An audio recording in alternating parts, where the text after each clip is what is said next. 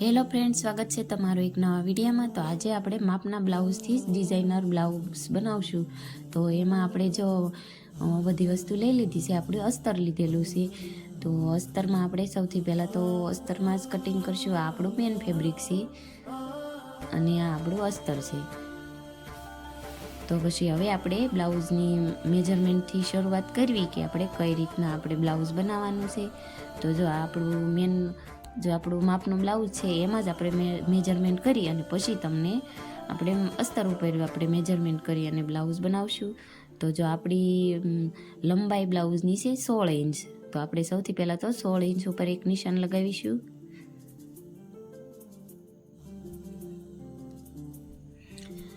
જો 16 ઇંચ ઉપર આપણે નિશાન લગાવી અને પછી આપણે આપવાનું છે કમરનું નિશાન। તો કમર આપણી ફિટિંગ છે એ ફિટિંગનું નિશાન છે આપણું 9 ઇંચ, એટલે કે 18 ઇંચ। તો આપણે ડબલ ફોલ્ડ કરેલું છે એટલે 9 ઇંચ ઉપર આપણે એક નિશાન લગાવીશું ફિટિંગ માટે। અને એક્સ્ટ્રા આપણે 2 ઇંચ રાખશું। આપણે જે પ્લેટ્સ આવે એના માટે 2 ઇંચ એક્સ્ટ્રા રાખેલું છે। અને હવે આપણે નેક માટે આપણે 2 ઇંચ ઉપર પહેલાં તો નિશાન લગાવી અને એક લાઈન દોરી લઈશું। તો આપણે 2 ઇંચ ઉપર એક નિશાન લગાવતા જઈશું અને આવી રીતના એક ઊભી લાઈન દોરીશું। અને નેકની લંબાઈ છે આપણી 5.5 ઇંચ। તો આપણે લંબાઈની એક લાઈન દોરી લઈશું અને પછી આપણે જે 2 ઇંચ ઉપર નિશાન લગાવ્યું હતું એને જોઈન્ટ કરી લઈશું।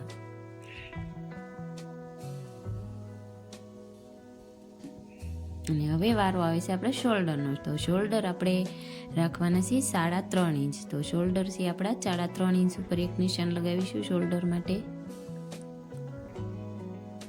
તો શોલ્ડર થઈ ગયા છે 3.5 એટલે કે 3.5 ઇંચ।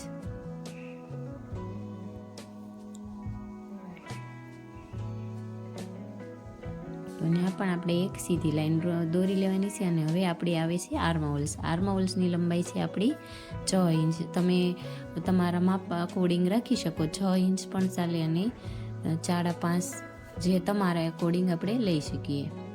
તો આપણે લગાવી છે 6 ઇંચ ઉપર એક સીધી લાઈન ડ્રો કરી લેવાની અને જે આપણે પેલા લંબાઈમાં નિશાન લગાવ્યું હતું એમાં પણ સીધી લાઈન દોરી લેવાની। તો જો આપણું ફ્રન્ટ સાઈડનું આપણે જે મેજરમેન્ટ હતી તો કમ્પ્લીટ પૂરી થઈ ગઈ છે। અને હવે આપણે આર્મહોલ્સમાં એક ગોળાઈ આપવાની છે। તો કે 1 ઇંચ ઉપર આપણે એક નિશાન લગાવીશું અને પછી આપણે જે આપણું શોલ્ડરનું માપ હોય એ શોલ્ડરનું માપ આપણે 3.5 ઇંચ હોય છે એમાં એવી રીતે એક નિશાન લગાવી લેવાનું છે બંને બાજુ। અને પછી હલકી એવી ગોળાઈ આપી દેવાની છે। જે આપણે નિશાન લગાવ્યા 3.5 ઇંચ ઉપર એને આપણે 1 ઇંચનું નિશાન લગાવી ત્યાંથી જોઈન્ટ કરીને હળવી એવી ગોળાઈ આપી દેવાની છે।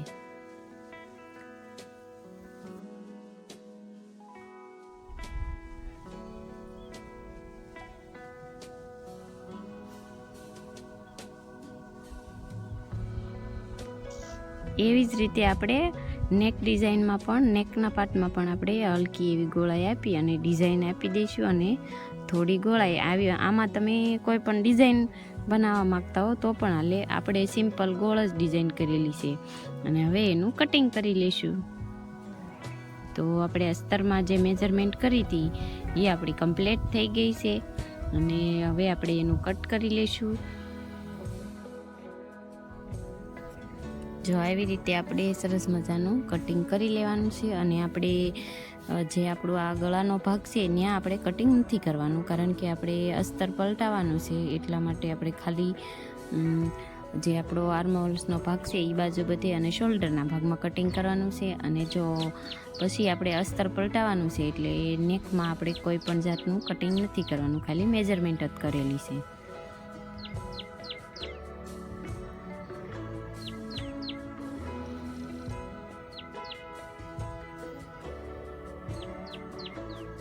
તો અહીંયા આપણે શોલ્ડર સુધી કટિંગ કરી લેવાનું છે।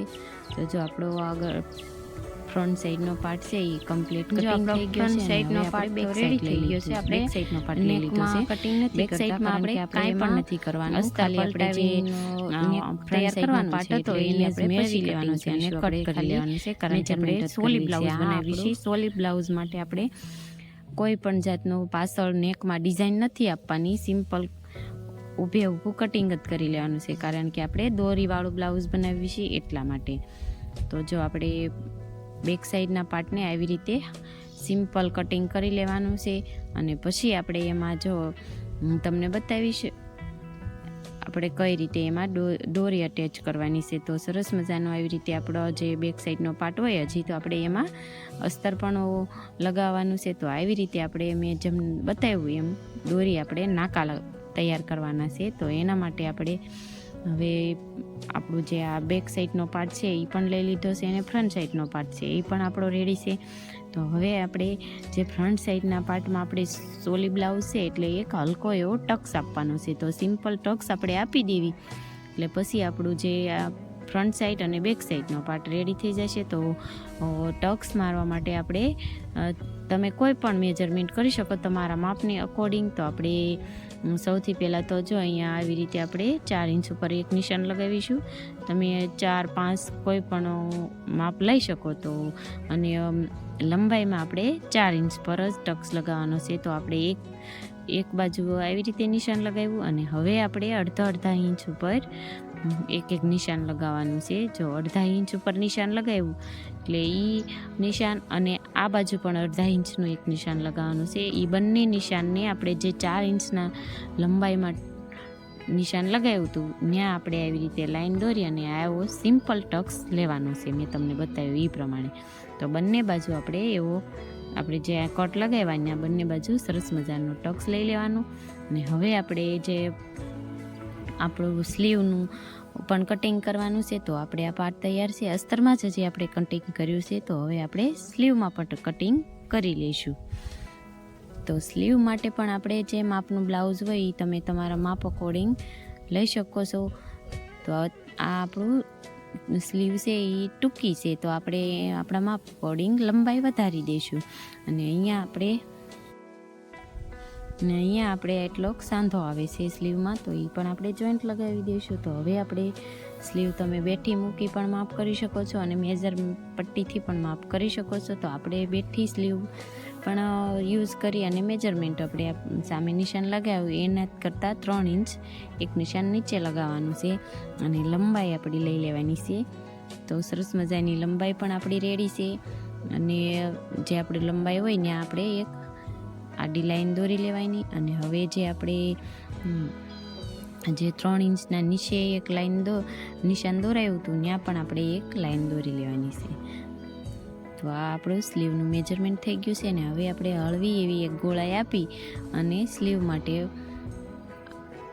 એક લાઈન દોરી લીધી છે. અને હવે એમાં સરસ મજાની ઘાટી લાઈન દોરી અને આપણે કટિંગ કરી લેવાનું છે. તો સ્લીવમાં બહુ ઇઝી સ્લીવ છે. તો આપણી સરસ મજાની સ્લીવ પણ મેજરમેન્ટ થઈ ગઈ છે. તો હવે આપણે કટ કરી લઈશું.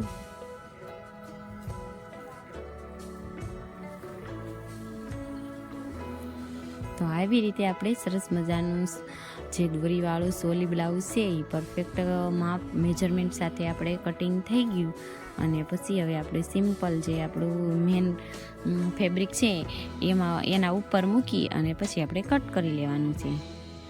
તો ફ્રેન્ડ્સ આપણે જ્યાં સોલી બ્લાઉઝ છે એ આપણે ઘરે જ બનાવીએ છીએ અને એનો કટિંગનો વિડીયો તો આપણે બનાવી લીધો. ટીચિંગનો વિડીયો આપણે આના પછી મૂકીશું. તો એ પણ ફ્રેન્ડ્સ તમે જોઈ લેજો.